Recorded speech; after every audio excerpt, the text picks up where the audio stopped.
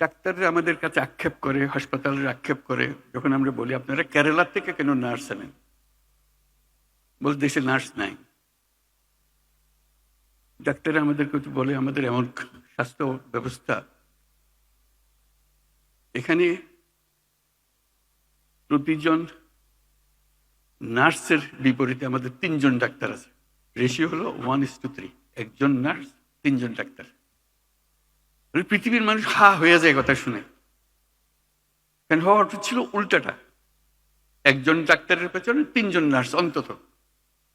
Nurse তো চালায় সবকিছু, ডাক্তার সিদ্ধান্ত দেয়। এখন সেই সিদ্ধান্ত কাকে দেবে? আপনার যদি নার্সই না থাকে, বলে যে না আমাদের তো নার্সিং কলেজ আছে, আপনি ঘুরে দেখুন সেটার কোয়ালিটি। কাজে এইটা দিয়ে আমাদের কোনো কাজ হচ্ছে না। তো খুব দুঃখ পেয়ে মনে করলাম যে আমরা নিজেরা একটা ছোট্ট নার্সিং কলেজ করি না কেন। করলাম গ্লাসগো ক্যালিডোনিয়ান ইউনিভার্সিটির সহায়তায়। যেহেতু সেই ইউনিভার্সিটি আমি চ্যান্সেলর, কাজে আমার কথা সে ফেলে দিতে পারছে না যে আমাকে সাহায্য করতে হবে, আমি একটা নার্সিং কলেজ করব বাংলাদেশে। পুরোপুরি সাহায্যটা করলো এবং চমৎকার একটা নার্সিং কলেজ তৈরি হলো। মাত্র 40 জন মেয়ে নিয়ে আমরা শুরু করেছিলাম, গ্রামীণ ব্যাংকের মেয়ে, পরিবারের মেয়ে, যাতে গরিব ঘরের মেয়ে। আমরা নার্সিং যখন বানাবো অন্যদের দেবো কেন, গরিব ঘরের মেয়েদের দেবো। সে ইংরেজির একটা অক্ষর সে বলতে পারে না, কোনো রকমের লেখাপড়া শিখেছে, আমরা তাকে দিলাম।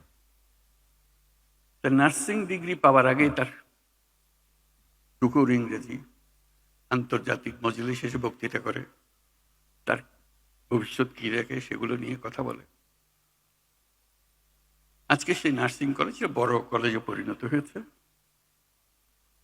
আমার বিষয়টা হলো বড় কলেজ হওয়ার বিষয় না। হঠাৎ দেখি নানা দেশ থেকে লোকজন আসে। বিশেষ করে প্রথম যেটা ধাক্কা লাগলো সেটা হলো ইউকে থেকে, যুক্তরাজ্য থেকে ডেলিগেশন আসলো, রিক্রুটার আসলো, বললো যে আপনাদের এই নার্সিং কলেজে যত ছাত্রী পাশ করে, গ্রাজুয়েশনে যত থাকে, আমরা সবাইকে যুক্তরাজ্যে নিয়ে যাব, আপনাদেরকে অফার দিলাম, আপনারা কি কি চান সব আমাদেরকে বলেন, আমরা সেটা পরিপূর্ণ করব। আমি অবাক হয়ে গেলাম, আমরা তো যুক্তরাজ্যে পাঠানোর জন্য নার্স বানাচ্ছি না এখানে। তবু বুঝতে চেষ্টা করলাম, বলে আমাদের নার্সের ভীষণ অভাব, যেখান থেকে বাড়ি আমাদের উপর হুকুম হয়েছে নার্স জোগাড় করতে হবে এবং আমাদের তালিকায় আপনাদের নামও আছে। তা আমরা আপনাদের কাছে এসেছি, আপনাদের এন্টায়ার ক্লাস, আমাদের আর কোনো পরীক্ষা দিতে হবে না, কিছু দিতে হবে না, শুধু আপনারা সার্টিফিকেট দেবেন, আমরা নিয়ে যাব। তা আমি তাদের কাছে বিনয় সুরে বললাম যে এটা আমাদের দেশের জন্য করেছি, আমরা তো দিয়ে দেবো না এদেরকে, এদেরকে দেশের কাজ করার জন্য দেবো, তবে আমাদের শুধু নিজেদের পরীক্ষা করার জন্য 2 জন কি 3 জন দেবো, যাতে আমরা দেখি ওরা কিরকম কাজ করে, আপনাদের পাল্লায় এরা উঁচু স্তরে না নিচু স্তরে, কোন স্তরে।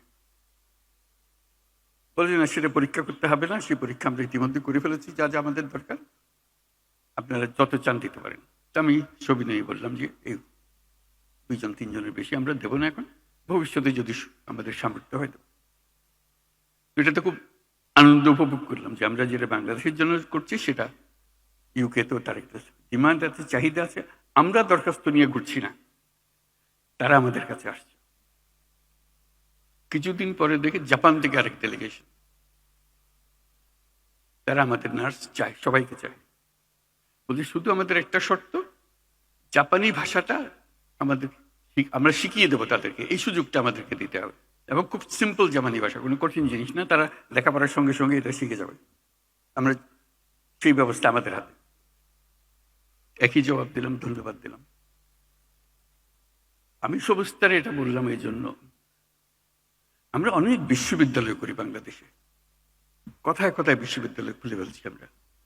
এত বিশ্ববিদ্যালয় যখন আছে, বিশ্ববিদ্যালয়ের সঙ্গে এক একটা করে নার্সিং কলেজ যোগ করে দেন, অন্তত মেয়েগুলো ছেলেগুলো যারা শিখবে দেশেরও কাজে লাগবে, সঙ্গে সঙ্গে আন্তর্জাতিক ক্ষেত্রে এই চাহিদা কোনোদিন মেটাতে পারবে না কেউ। আমরা যত নার্স বানাতে পারি, অফুরন্ত চাহিদা। তাও চিন্তাটা কিসের আমাদের? আমাদের চিন্তার দোষ, কপালের দোষ, তা না হলে আমরা পারছি না করা। আমি তো আদর করে নিয়ে যেতে চাচ্ছি।